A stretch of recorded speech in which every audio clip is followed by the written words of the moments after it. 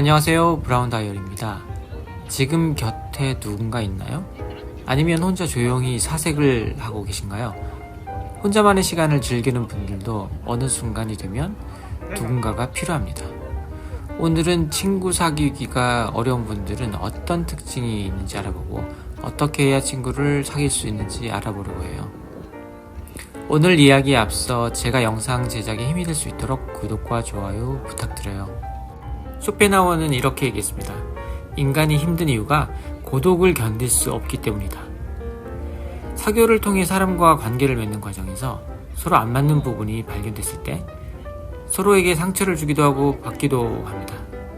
하지만 그거보다 더 힘든 것은 외로움입니다. 상처를 입고 사람이 싫어져 마음의 문을 닫았지만 조금만 지나면 다시 누군가가 필요해지는 이유도 외로움 때문입니다. 이렇게 관계가 어려운 분들은 어떤 분들일까요? 먼저 사람 자체를 싫어하는 경우가 있습니다. 많은 이유가 여기에 들어가는데 사기나 배신을 당했거나 누군가로 인해 따돌림을 받았다면 사람이 두렵거나 지긋지긋할 수 있습니다. 관계의 어긋남이 몇 번만 반복되면 학습 효과로 인해서 사람을 사귀면 안 된다고 생각하게 되고 누군가 다가와도 연결이 되지 않게 방어적으로 바뀌게 됩니다. 그런데 어긋남의 과정을 잘 보면 주로 본인은 가만히 있고 누군가가 다가와서 연결이 되는 경우가 많습니다. 세상의 모든 사람이 다 그들처럼 안 맞지는 않습니다. 분명히 맞는 사람이 있어요. 찾는 노력의 의지의 차이일 수 있습니다.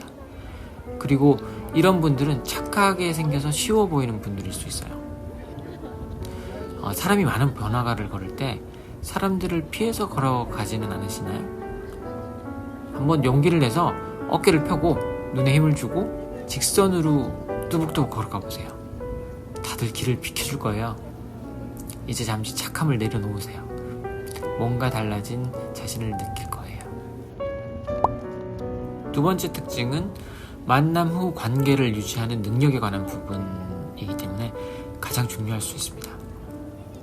상황을 가지고 얘기를 할게요. 엘리베이터를 탔는데 처음 보는 분이 오늘 날씨가 좋죠? 라고 말을 걸어와요. 이때 어떻게 답을 해야 할지 고민을 많이 하는 분들이 있습니다. 네 로 끝나거나 아예 대답을 안 하거나 하지는 않나요? 그 한마디에 너무 많은 생각을 해서 답할 타이밍을 놓치지는 않나요? 이때 0.5초 안에 답을 하지 않으면 분위기가 매우 어색해집니다. 생각이 안 나면 일단 네라고 답하시고 1, 2초 정도 생각하고 답을 하세요. 위트가 있는 분들은 그러게요. 어제보다 날씨가 더 좋네요. 주말에도 날씨가 좋아야 되는데 소풍 가기로 했거든요. 이렇게 말을 이어나갑니다. 뭔가 친해져서 서로에게 의지할 사이로 발전하기 위해서 하는 대화가 아닙니다. 너무 부담 갖지 마세요. 서양 문화권에서는 이런 스몰 토크가 일상입니다. 지나가는 미인이 웃어줬다고 자기를 사랑하는 것은 아니에요. 데이트하자고 웃는 것도 아니고요. 대화를 길게 하려면 스킬이 필요합니다. 대화가 어렵다면 유년 시절부터 지금까지 대화 스킬을 높일 수 있는 기회가 없거나 좌절 후에 시도를 안 했을 수 있습니다. 학교에서, 사회에서 검은띠 수준의 대화 고수가 있는데 흰띠, 파랑띠 수준의 사람과 같이 대화한다고 생각해보세요. 대화에 끌려다닐 수도 있고 심하면 가스라이팅 당하는 경우도 있습니다. 그래서 수준에 맞는 대화 상대를 고르는 것도 매우 중요합니다. 대화 스킬이 떨어지면 자칫 귀동냥만 하는 들어주는 타입이 되는 경우도 있습니다. 어느 정도는 버틸 수가 있습니다. 어쨌든 상대를 골랐으면 말이란 걸 해야 되겠죠. 무슨 말을 할까요? 취미가 뭐예요? 라고 물어볼까요? 아니면 어제 북한에서 미사일을 쐈대요? 라고 할까요? 처음 보는 상대라면 나이, 성별, 옷차림, 직업 같은 것들로부터 소스를 얻어야 합니다. 탐색과 정보 수집 과정에 해당돼요. 고수분들은 작은 소스로 센스 있는 문장으로 만들어 멋지게 말합니다. 유명한 브랜드 옷을 입으셨네요? 옷 잘 입으신다. 그런데 이런 문장을 만들려면 사람들이 좋아하는 이슈가 뭔지 이미 알고 있어야 돼요. 대화 초보라면 스토리텔링을 하나씩 만들어 나가는 별도의 노력이 필요합니다. 이걸 하려면 독서가 필요해요. 그런데 독서만 하면 안 돼요. 말을 걸어봐야 되는 거죠. 대화법에 대해서는 더 얘기할 것이 많은데 이 부분은 따로 영상을 만들어서 올리겠습니다. 세 번째 특징은 센스입니다. 한편으로 친절일 수 있습니다. 내면이 아무리 전해도 마음 속에서만 유지되면 소용이 없습니다. 친절은 습관에 가깝습니다. 생각 없는 행동이 될 정도로 반복해야 합니다.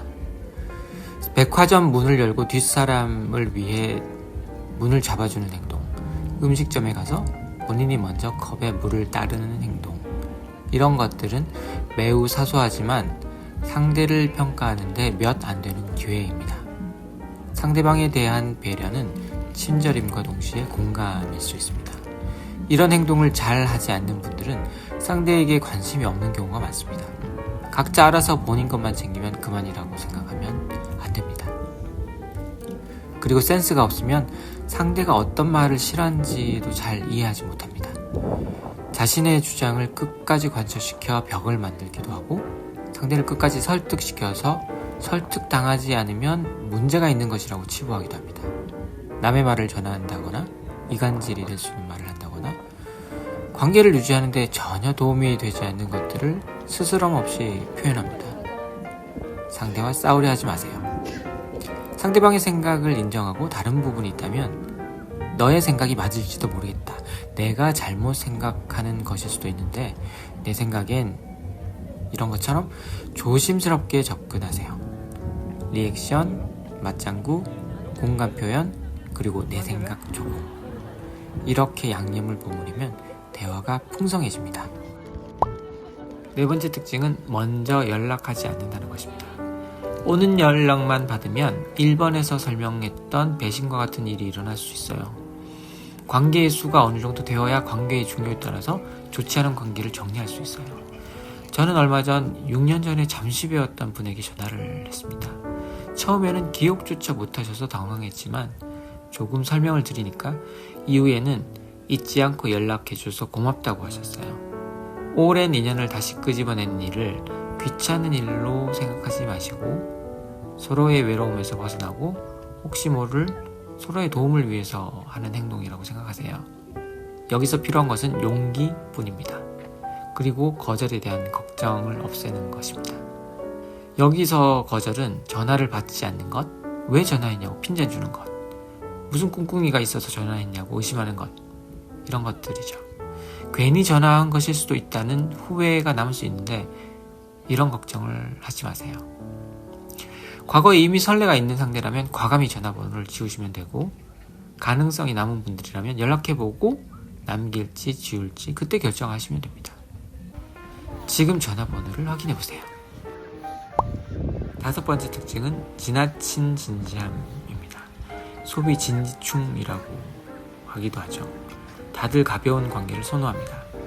너무 동독해져서 끊어내기 어렵게 되는 것을 부담이라고 생각하죠. 스몰 토크로 내면 깊숙한 철학적인 얘기를 하면 절대 안 되죠. 진지하지 않은 가벼운 얘기는 앞서 3번에서 설명드린 일상적인 대화입니다. 주제가 갑자기 이상한 데로 흘렀다고 상처받지 마세요. 잡담은 원래 그렇습니다. 하하호호 하다 보면 이미 친해져 있을 거예요. 진지한 얘기를 할 상대는 한 명으로 족합니다.